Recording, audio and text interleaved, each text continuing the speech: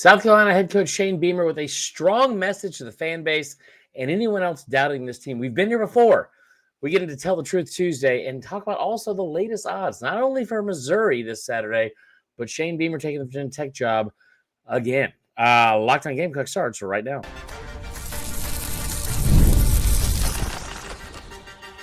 You are Locked On Gamecocks, your daily podcast on the South Carolina Gamecocks, part of the Locked On Podcast Network, your team every day. What's up, guys? Welcome into Locked On Gamecocks. I'm your host, Chris Marler. I hope everyone's having a fantastic start to your Wednesday, most likely, because I'm recording this on Tuesday night. Appreciate everyone making Locked On Gamecocks your first listen each and every day. Shout out to our everydayers.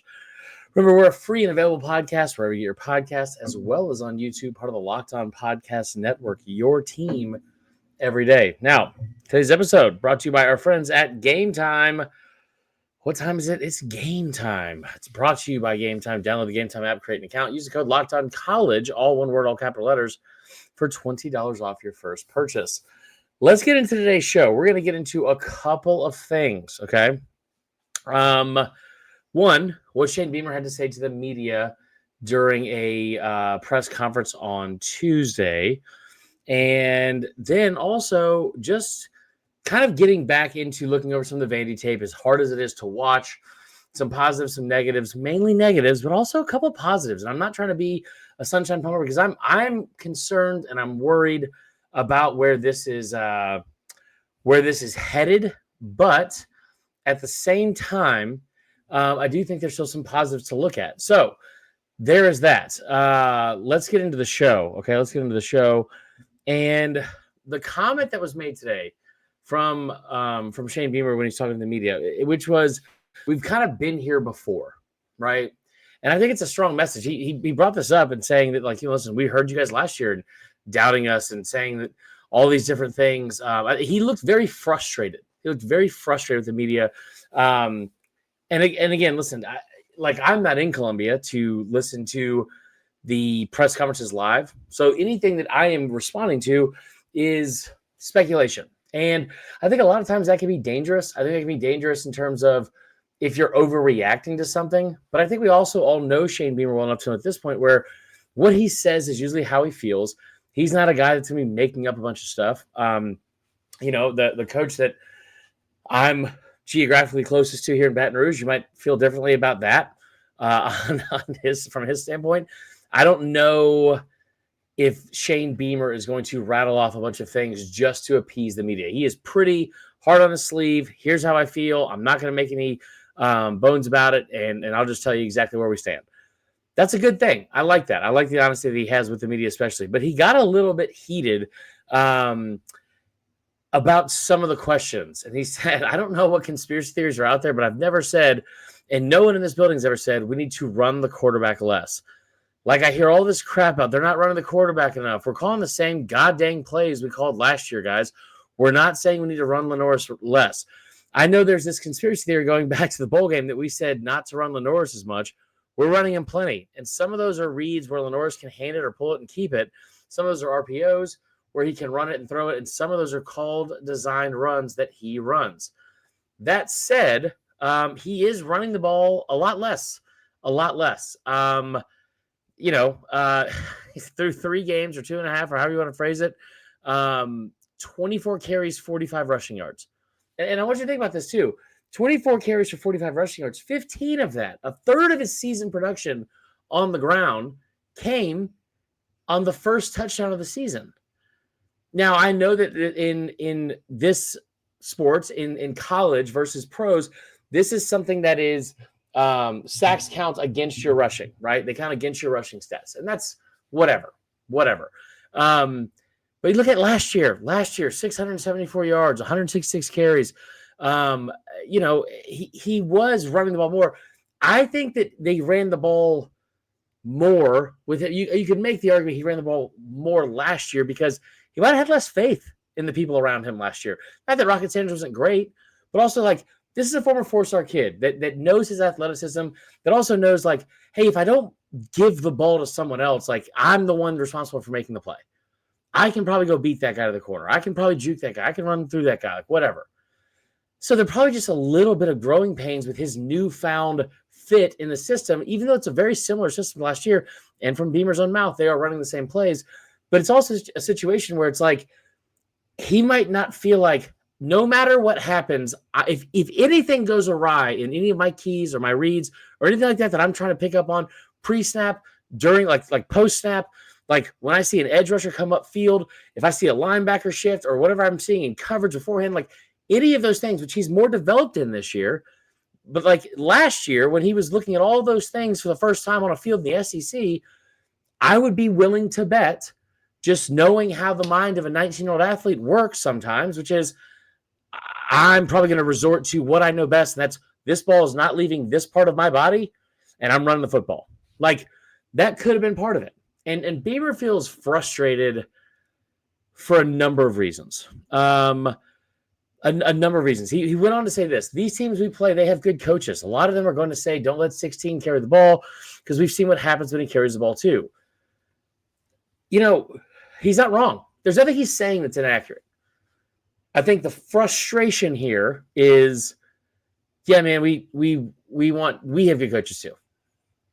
And we want to see more of what we saw at the end of last year at the start of this year. This is a weird thing that we're getting into where it's like yet another slow start. And I think that you feel a little bit less confident getting out of it, even though we have been here before, but you feel a little bit less confident getting out of it because some of the key pieces aren't there. You know, Torricelli Simpkins is gone. You know, he made an all-53 team. He made a 53-man roster here with the Saints.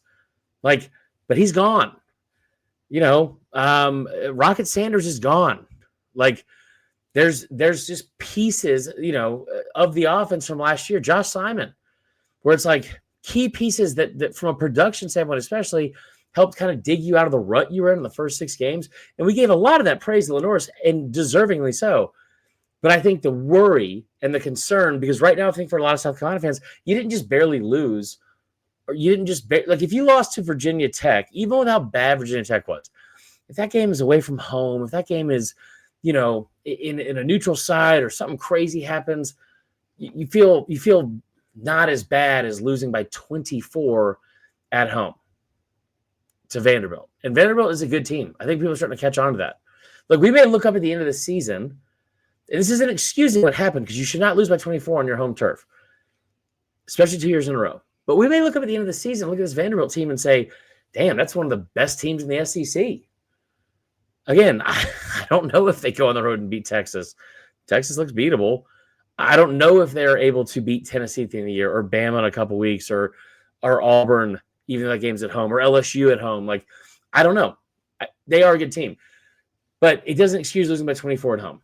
And we'll get into more of that in the Tell the Truth thing. But I did love what he said, where he said, you know, his sentiment and feeling and emotion that we have been here before. We heard this last year. He said he was getting phone calls and text messages after the first game against Old Dominion about, you need to change the play calling, like whoever the OC is needs to go, blah, blah, blah. And I was around for that. Listen, I love you guys. And there's a reason, though, that why fan is short for fanatic. You know, every fan base has him. I believe him. I don't know who got his number from I don't think the fan base was texting him that he was, you know, needs to fire Dowell Loggins. But I do think that, like, he does hear a lot of outside noise, and that's fine. Like, he's very in touch with like the school and the fans and all that kind of stuff. And part of that's what makes him so great. Like part of that is like, I don't think it makes him lack focus at all. Like, I don't think we ever have to worry about that with Shane Beamer. But I do think that what he said about we've been here before, that should probably resonate more with us than it has. And I am going to give him the benefit of the doubt. I'm not going to sit here and harp on stuff and be pissed necessarily, even though the game, watching the game tape back this morning for the show today, it was frustrating. It was frustrating because you got blown off the ball a couple times, or a lot of times, and you just didn't look yourself. But that being said, I'm not going to sit here and act like I said it to you on the show yesterday. I said it on the show yesterday. It's probably where he got it. Big fan of the show, Shane Beamer. No, I'm kidding. But you know, him saying like we've been here before, like we have last year. This is not some old story you got to flip through a history book about. It happened last year. So maybe, just maybe, this offense and this team and this coaching staff is going to figure it out. And I listen, I'm not sitting here trying to make excuses for what happened Saturday because there shouldn't be a ton made. I know LaNorris went out, but also maybe we give the benefit of the doubt to this group that highly deserves it, and we have seen make adjustments before. That's all I'll say. All right, when we come back, we're going to get into a new segment here. I don't even know if we're going to do it again, but it's something I saw today. I remember Coach O used to do this a lot at LSU, and we're in places where he's been Tell the Truth Tuesday, and just getting some objective takes out about this team, where we stand. Because there are concerns, and I don't want to sit here and sugarcoat a lot of stuff, but there's also positives. There's also positives that came out of Saturday that I don't think we're talking enough about because of how frustrating the loss was. We'll get to all of those when we come back. Before we go to break, I do want to give a quick shout out to our friends at Prize Picks. Now, the episode you are listening to right now is brought to you by Prize Picks, a daily fantasy app where making the right call can actually pay off. You and I make decisions every day, but on Prize Picks, being right means cashing in. With football back, Prize Picks is the simplest way and the fastest way to get in on the action. Just pick more or less on 2 to 6 player projections, and you can turn your takes into real prizes, all in less than 60 seconds. I'm telling you guys, it's so simple. It's so much fun. All it is player props. It's just player props. Will LaNorris Sellers have more than 1.5 touchdowns on Saturday? Will Attaway have more than 15.5 yards receiving? Will Nick Harbor have more than 49.5 yards receiving? Will he have a touchdown? And then the best part of that is you can take those numbers, put them together, combine them, and the more you combine, the more money you win. And better than that, when you win, the cash out's easy. It goes right to your bank account, and it couldn't be simpler. Download the Prize Picks app today and use the code LOCKEDONCollege to get $50 off in lineups. $50 in lineups after you play your first $5 lineup. That's code LOCKEDONCollege for $50 in lineups after your first $5 play. Prize Picks, it's good to be right. We'll be right back with more Locked On Gamecocks right after this.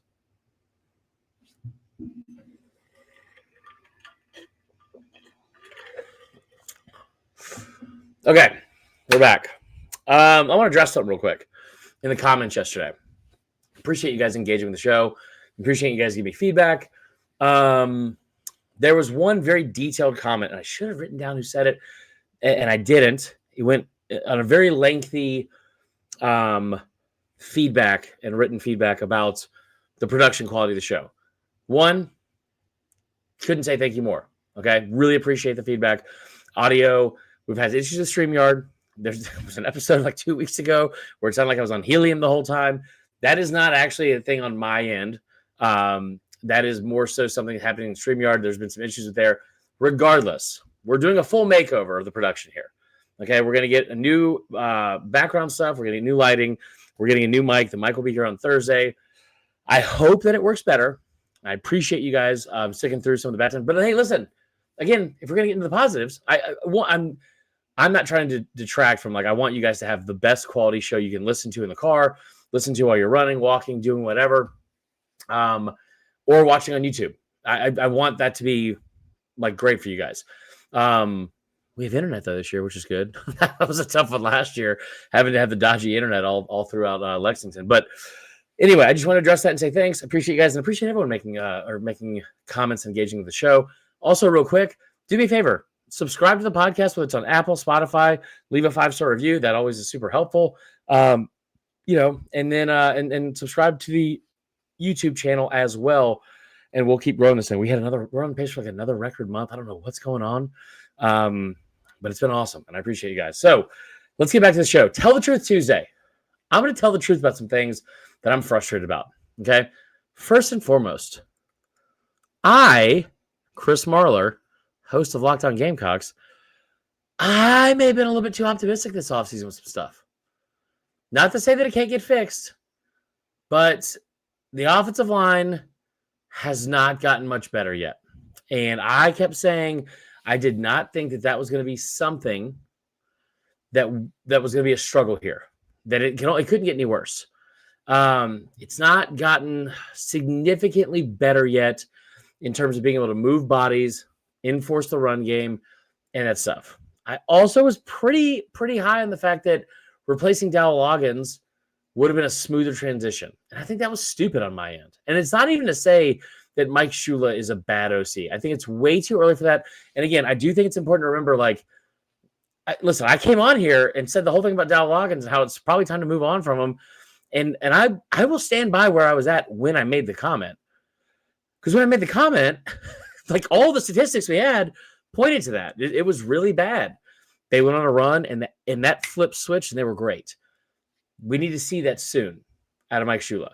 But I do think the idea that he was just going to waltz in, start calling this game, and was going to look just like the end of last year, especially with teams that have more tape on Sellers, especially when you had way more, like even last year when you had some tape on Sellers, there was a lot of dismissal about him. This year, there's probably a little bit more focus and extra game prep and mentality and working and tape sessions solely based on 16. And I think I was probably a little bit too ahead of my skis when it came to that. Here's what I also want to say, then tell the truth Tuesday. I'm not saying this. Him being injured is not why they lost this game. But when you were looking at what he needed to improve on, LaNorris Sellers, it was taking care of the football. And at least from last season to this season, it was taking care of the football. From the last game to this game, it was, man, the efficiency was way off, and he was really down. His like completion percentage was way down in comparison. Like those types of things, he needed to improve on going into this week. I remember we also talked about how the fact that we didn't want to put a lot of stock into that because it was a monsoon for 2.5 hours, and they had to go play in it. I honestly thought at one point, I said this to somebody on Twitter because they were asking about it. I was like, I mean, remember a couple of years ago, they had to play on a Sunday, and I think there was different circumstances. I think there might have been a hurricane involved. I don't exactly remember, but I remember they played a game on a Sunday in Williams-Brice. I don't think I'm crazy. I think that happened, right? And so I think that is something I thought that like wouldn't have been off the table because of how bad the storm was. My whole point when I say all that is, short story long per usual, is that situation was not conducive for like a super big deep dive into how good LaNorris Sellers' passing statistics could be. Look, you turn on the tape of the Vandy game, he was 6 of 7. He was 6 of 7 to start the game for 94 yards, and then he threw the pick. Before he threw the pick, he was 6 of 6, was going right up and down the field. And that interception was so frustrating because it felt very much before kickoff, that was a game you were going to have to stay ahead. We talk about being ahead of the chains, like being ahead on the scoreboard, especially that situation where it's like, I'll use a tennis phrase for some of you that might, I don't know if is tennis popular? I haven't played since I was like 8. But like, you were able to break their serve, right? Like they got the ball first, scored, you went right back down and scored, and then you're able to get a defensive stop, and you went right back down and almost scored again. And why it's important is because then you're ahead for one, and you're also getting the ball coming out of the second half. So with a team like Vanderbilt that's able to make halftime adjustments, especially, that was a really big deal. And he was 6 of 7. He was like the quarterback completion percentage was great. I mean, 24. Like if I read you these stats, tell me what you thought the score would have been from your quarterbacks, okay? And I'm not even going to say that Doty's in the game, but even with Doty, 18 of 27, right? The two quarterbacks combined, 24 of 34. 24 of 34 for 242 yards, 259 yards total offense. Hold on. Let me see this. 224 divided by 34. If I told you that the quarterbacks were going to complete over 70% of their passes, that Diego Pavia was not going to have more than 200 yards passing, and you were going to pick him off, it feels like you would have thought this game was going to go differently, and it just got out of hand and it spiraled so quickly. That's concerning, right? That's concerning. But we talked about this at the start, right? Like, you had Vanderbilt comes in, they go right down the field, 9 plays, 73 yards, take 5:22 off the clock. You come right down the field. 7 plays, 75 yards, 3:35 off the clock. 7-7 game. Then the adjustment you need to make defensively, they went 3 and out and only gained 1 yard. But you went 6 plays, 43 yards down the field and had an interception. And keep in mind that interception, man, like the interception happened. Where were we at here? Oh man, it's just so disheartening, man. The interception came on the first down on. Why is it not showing this? Vanderbilt at the Vanderbilt 13-yard line. Okay, you were going in to score, like you were deep in their territory, going in to score. Then you forced them to punt again. Then you had 6 plays and 11 yards. That's when I started to get concerned, because that was when you had, I believe it was like you got a first, like you were moving the ball, and then you got a first down. Well, let me go through this real quick. Yeah, I mean, so you got a 4-yard pass, 5-yard penalty, 2-yard run, 17-yard pass on 3rd and 9. You get a first down. That's huge. Then at your 34-yard line, first down, sack. Second down, fumble recovery, and a sack. So now it's 3rd and 33. That's the kind of stuff, like we talk about being behind the chains. Like, you're not just behind the chains on 3rd and 8, 3rd and 11. 3rd and 33 can't happen. And so from then, it was just like things just felt like they spiraled. But again, I'll go back to this. You made some adjustments. You're only down by 7 at the half. Like, you were still somewhat in that game. But when they came out and you went punt and then gave up 4 plays, 75 yards, then it felt like once you got down by 14, it felt over, if we're being honest. Slight glimmer of hope when you intercept them and you're still down 14. I didn't know if we were going to have another Eric Kimry situation where, shout out Eric Kimry, my favorite coaches of all time, over there at Hammond. Like, I didn't know if we were going to have one of those moments with Luke Doty.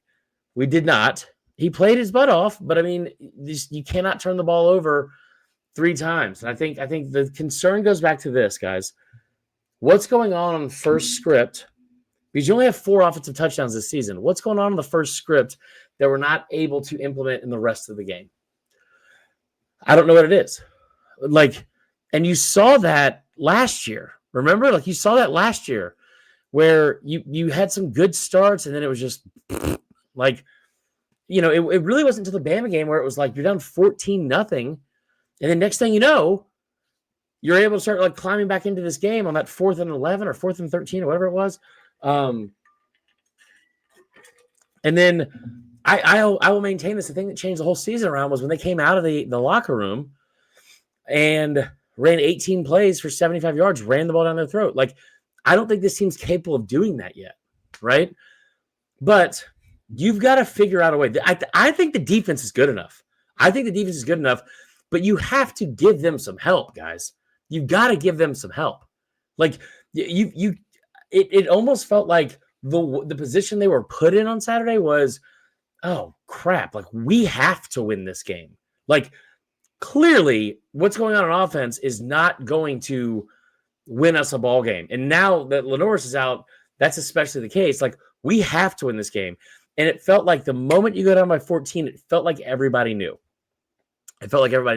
Did not take long for the doubt to set in. But going back to the original point, you've got to figure out a way to put whatever's in that first series, in that first drive, put that in a bottle and figure out how to save that up for some more of the game. It works, right? Like, I don't think all these teams are making incredible adjustments after the first drive and then just shutting you down like how much better coach they are. Like, you've got to figure that out. And so I think that this week, especially, what South Carolina is going to have to do, they need to put the pressure on someone else. This team has not played super well when the pressure's on them. Like, they did against Virginia Tech, kind of, because you had that 4th quarter explosion. But really, guys, that was a back and forth. It was like 10-8 at one point, right? It was like a Little League World Series score. And then you were able to finally get through and have like a breakthrough. And like, because Vakari Swain's not going to return punts for a touchdown every game. I think the 3 he has this year ties a program record. So you've got to figure out ways. Talk about last week about being ahead of the chains. You got to figure out a way to be ahead on the scoreboard as well, or at least even, or at least within 7. Because what I saw on Saturday and what's coming up, right? Like what's coming up, like I don't know if this team's built to come from behind, especially without LaNorris Sellers. So you have got to figure out a way to take advantage, and like the margin for error is just so small. It's just so small, especially with LaNorris out. So that is my take. That's my Tell the Truth Tuesday. I hope that was fine with you guys. Tell me in the comments, like what your biggest truth is you saw from the game. Because I did see a lot of the comments that were like, I think we're gonna be fine. And I don't think you're wrong. I like that way more than negativity. But I think also what I kind of realized today too is like maybe I was a little bit too optimistic in the offseason. And I'm fine with admitting I'm wrong. I don't love to do it. But I'm fine doing it. And maybe that was the case this offseason. I tell you what, before we close up today's show, I do want to tell you one more time about our friends at Game Time. We're gonna wrap up today's show with some quick stuff on Vegas odds.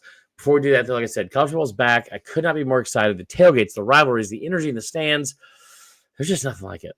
But let's be real. Actually getting tickets can feel like more of a battle than the game itself. Endless queues, hidden fees, prices jumping at checkout. That's why I use Game Time, the app that gives the advantage back to the fans. It's the easiest way to score last-minute tickets at the best prices with no surprise fees. What you see is what you pay.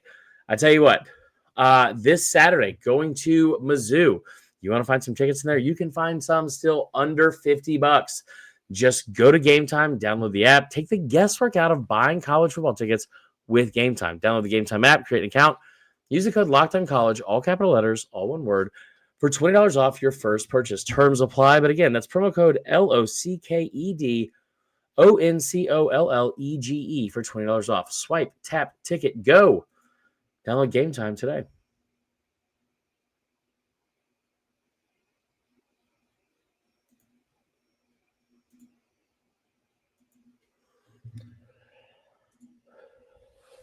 All right, let's close out today's show with this. Quick little nugget. Okay, so betting odds for the game. So let me take you through the week real quick too. Wednesday teleconference with Shane Beamer. I'm sure he's gonna be asked about it. The report about it. I'm talking about Sellers.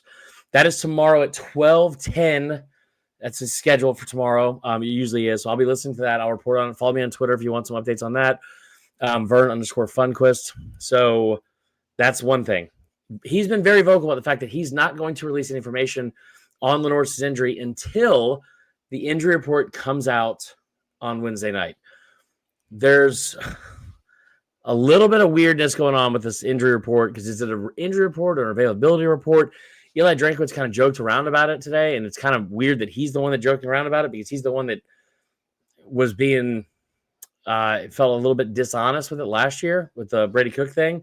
Listen, is doubtful, and then he starts. Anyway, that being said, maybe there was a medical miracle I didn't know that happened. Once he walked into Williams-Brice, whatever. But tomorrow night, we should have our answer with LaNorris Sellers. The odds for this game are still at 13.5 in favor of Mizzou. I would have to think that if LaNorris plays, that drops significantly. I'm not touching the line right now just because. But we'll find that out tomorrow. The other thing is this. The odds from Bet Online were updated from the Virginia Tech job. Nothing's going to change. Nothing's going to happen, but I just want to let you guys know just the latest on it. I'm not going to get into the speculation of it anymore for quite some time. But the odds are he has the second best odds. Shane Beamer has the second best odds to take the job behind John Gruden. So if you believe in Vegas and all that kind of stuff, his name's up there. It's still plus 400. It's not like it's like some overwhelmingly great odds for him to go. But those are the odds. I don't think it's going to happen, but just passing it along. That is all for today's show. Until next time, go Cox.